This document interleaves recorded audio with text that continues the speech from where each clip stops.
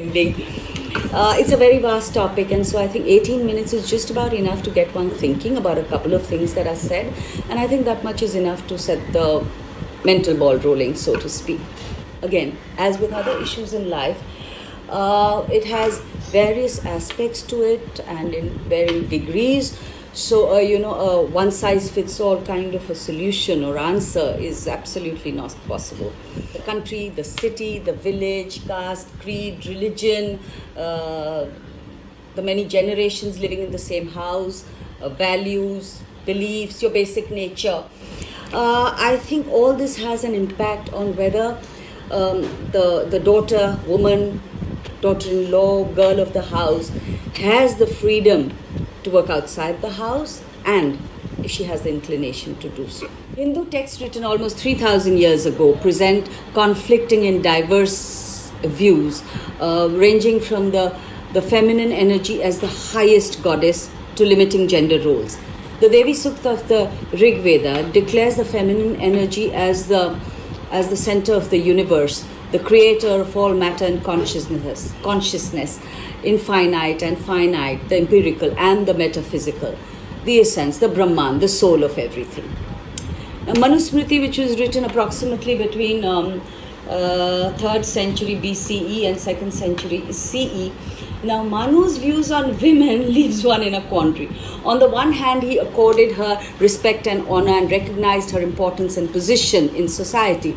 But on the other hand, it is said that Manusmriti is single-handedly responsible for the derogatory position of women in the post-Vedic period. Thomas Carlyle, 1860, a Scottish historian, satirical writer, mathematician, philosopher, teacher, he stated that the history of the world is but the biography of men. Now let us examine the constraining factors that kept women from working outside across the ages. One of the basic things is that because of society and family, if a woman was capable and had the abilities of pursuing a career or working outside, she hid those capabilities and abilities because she feared isolation, rejection from the family. These very same abilities and capabilities were encouraged, in fact enhanced in a boy by family and society. Also, a high-ranking career and child-rearing seem incompatible. So the pressure to excel professionally and to maintain family responsibilities as well, combining work with child-rearing, are additional pressures that must be added to traditional barriers. The fact that women have been subjugated is a given for years, and much has been said about it, much has been done about it. Feminism, which started about 100 years or so ago, is the belief that men and women should have equal rights and equal opportunities. It is a theory that both sexes should share economic, domestic, politic, and social responsibilities. But I think that was secondary. That compared to the invention of the birth control pill. That, I think, was causal. And for the first time in evolutionary history, women were in charge of their reproductive function. That was a factor of such magnitude that it brought about a huge change in the paradigm. It got about sociological transformation. And consequences of great magnitude. And one of the consequences of that was that women had sexual freedom. Now, in the West, in the 60s, there was wild experimentation with sex. Women had that freedom now. And I think that is one of the reasons leading to pornographication of society. But I'm digressing. That's a totally different topic. So in the 60s, what happened was both men and women were grappling with new freedoms, new roles, and new woman and man equations. The pill gimmicks infertility. So we don't know what impact this biological, hormonal change has had on man-woman relationships. This transformation also complicated the lives of women because now they had to choose whether they wanted to make childbearing and child-rearing the prime focus of their life or financial independence. Sometimes makes one wonder whether the eroding of of society, the family structure, rise in substance abuse in children, neglect of senior citizens, divorces, etc., is a consequence of more and more women opting to work, because now both the prime pillars of the family are out working. Oh, of course, there is no arguing the good that it has brought about. It has reduced the number of women subjected to physical, mental, and emotional abuse. Now, a financially independent woman has the option of walking out of such an abusive marriage or a home or a family, because now she's financially independent. But it has been a long and arduous journey for the woman, a very, very long journey. During the two world wars, women started coming out and working as nurses. It was considered a noble profession, and it was the need of the hour. The aftermath of the Second World War was the beginning of a new era, and the circumstances were such that women felt that they needed to go out and work because financially it became necessary. So now we have women in high-ranking positions, even presidents and prime ministers of countries, looking after their children and families while going about their work with seemingly equal commitment and ease. She is looking after her family, her children, her in-laws maybe, and on top of that, she's expected to look good, to dress well, maintain a decent figure. I mean, it is not necessary, but every woman wants to look her prettiest best. Now, this all puts tremendous pressure on a working woman, and guilt. When she is at work, there is this nagging guilt that, she is not looking after her family, her husband, her children, as well as her non-working friends are. And at home, there is this nagging guilt that she's not putting in as much effort, energy, hours in her career as her male counterparts are. The pressure is, of course, not the same for every woman. Again, it varies depending on the type of work, its demands, family, support system, financial necessity, etc. A helpful, supportive husband, of course, helps, but he is just not as equipped to look after children and home as a woman is. Sometimes one wonders, the woman has moved into the man's field with far more ease than a man has been able to into the domestic field of the woman. Women started working for multiple reasons. The feminism movement started to end female subjugation. This came to the forefront, and then that makes me wonder that if a woman is not financially independent and she's not working, that means the man is not supposed to respect her. Isn't a man or a woman, works both ways, isn't a man supposed to respect a woman whether she is financially independent or not, whether she's outside working or not? Now, the movement's priorities have been changing as the world has been changing and varies among nations and communities. Priorities range from opposition to female genital mutilation in one country to the glass ceiling, in another country. Feminists describe the gender imbalance inscribed in many domains as dichotomy. Being a man or a woman inflects different types of experiences, and even so, one is never just a man or just a woman.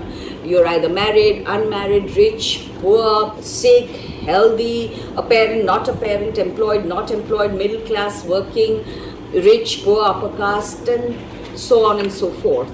Now, I've been working since I was 22, and I've had a child, looked after my family, husband, home, and I've been working, and these are some of the problems that I have faced. I've had a very supportive mother and a supportive husband. God knows, otherwise I don't think I would have been able to get this far. And yet, I sometimes envied my non-working friends, when I would go to their house and I'd see how they were always around their family with their husbands.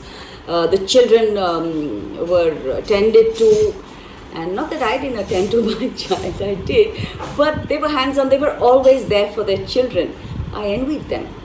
And then, when I was at work, I envied my male colleagues over there because they put in more hours. I gave my shooting restricted hours. They in the evenings, they would go to the gym and work out. Next day talk about how they worked out and all. And I was like, I couldn't go to the gym because, I was trying to make up and spend time with my daughter. They would take up shows that would take them out for months But I couldn't do that because I had a family, a child to look after. I would say, I wouldn't want to do that because I wanted to be with my child. There was a 5-year hiatus that I took from work because I felt those were crucial years when my child was growing up and my daughter needed me with her. And I felt that that did set me back in my career. But yeah, I've been trying to juggle and balance between work and family. And I have succeeded to a certain extent, but it comes at a cost. Now let's talk about my non-working friends. They envy me. This is the classic case of the grass is greener on the other side. They envy me. They say, look at you, you're independent, you have an identity of your own, you're financially independent, you don't have to ask your husband for money for everything you want to buy. And they say that, your husband treats you as an equal. Here again, the differences that I said come into play because it's not just a man, it depends on who he is. Other factors come into play like, his nature, his thinking, his values, belief, upbringing, his social background, etc. I mean, one man can treat his non-working, financially not working wife as an equal partner in every single decision, financial or otherwise. He can have great respect for her. He can come back from the office and help her with the household chores. While another man could subjugate his working wife, and sometimes that working wife could be earning even more than he is. And he can subjugate her, he can insult her, be abusive towards her, not help in the household chores. So I think it is different for every man. Similarly, there's one woman who's really meek.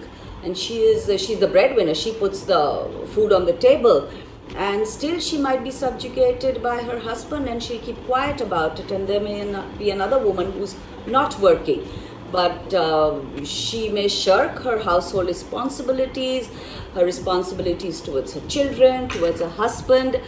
So again, it's not always a man-woman equation. It is a person-to-person equation, I feel. Even today in the USA, which is a progressive country, the woman earns 77 cents to the man's dollar.